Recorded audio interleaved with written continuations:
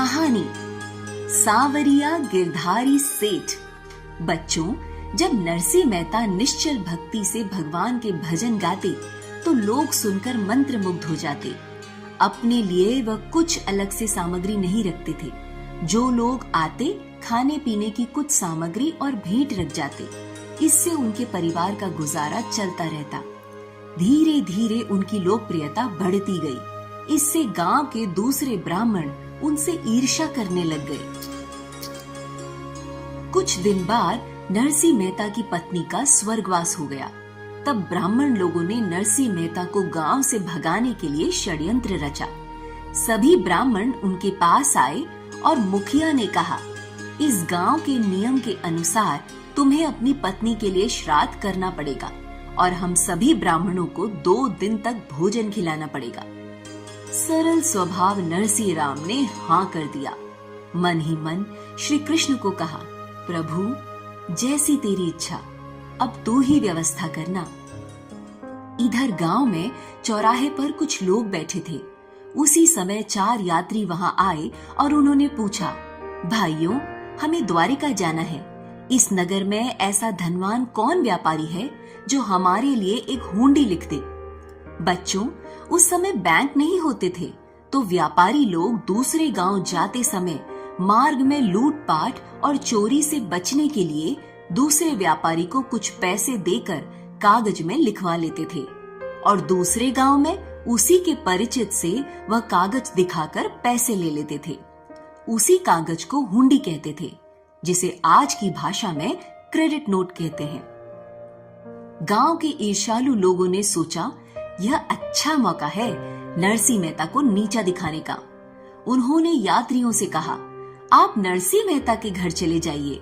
द्वारिका में उनकी बहुत बड़ी दुकान है, हुंडी वहां स्वीकृत हो जाएगी।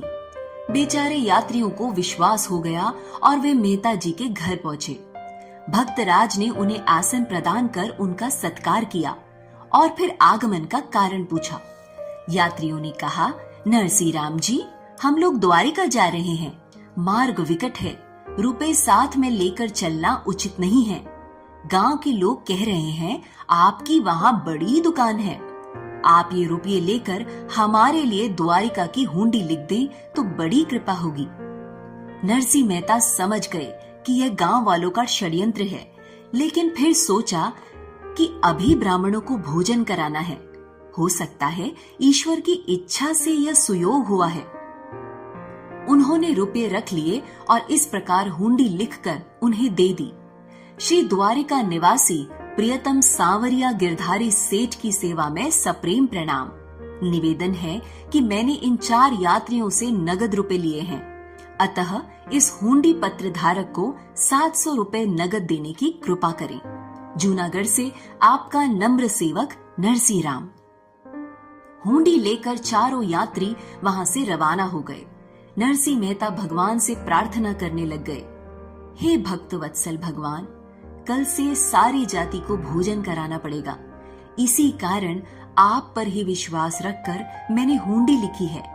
क्या आप उसे स्वीकार करके मेरी प्रतिष्ठा की रक्षा नहीं करेंगे?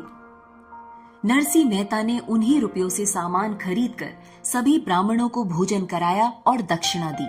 ईर्ष्यालु लोगों ने सोचा, बेचारे यात्रियों के पैसे तो डूब ही गए। जब वो वापस आएंगे तो हम उनके साथ मिलकर इस नरसिंह मेहता को सजा दिलाएंगे। इधर चारों यात्री कुछ दिन में द्वारिका पहुंच गए। उन्होंने मंदिर में दर्शन किए और बाजार में सेठ सांवरिया गिरधारी की खोज करना शुरू कर दिया। उन्होंने सेठ की खोज में सारा दिन व्यतीत कर दिया।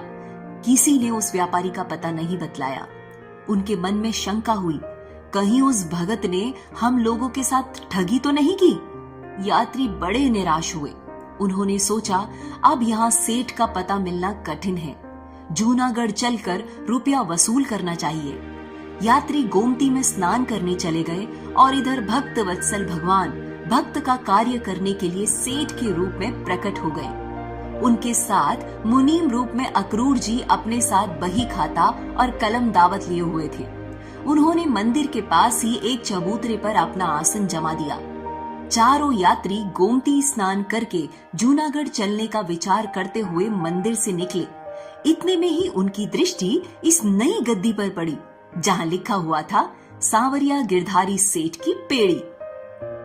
यात्रियों ने एक दूसरे को प्रसन्नता से देखा और वहां जाकर पूछा कि क्या यह वही सांवरिया गिरधारी सेठ की पेड़ी है जिनके मित्र नरसीराम जूनागढ़ में रहते हैं। सेठ स्वरूप भगवान ने उत्तर दिया, नरसीराम जी मेरे परम स्नेही हैं, मैं तो उनका एक आज्ञाकारी सेवक हूँ। यह सुनते ही यात्रियों के सूखे निराश हृदय पर अमृत वर्षा हो गई। उन्होंने तुरंत सेठ जी के हाथ में हुंडी दे दी। सेठ जी ने हुंडी देखकर उसे मुनीम के हाथ में दे दी और 700 रुपए चुका देने की आज्ञा भी दे दी।